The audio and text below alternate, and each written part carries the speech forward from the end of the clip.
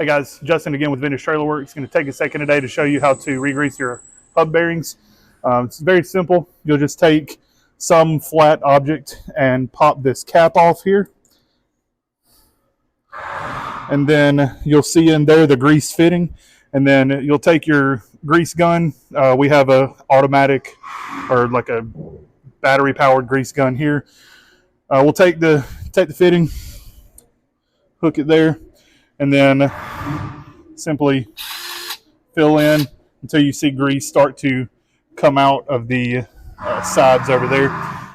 The type of grease you're going to need to use is really just any high temp bearing grease, wheel grease, anything to that effect. Just high temperature grease is what you're going to look for.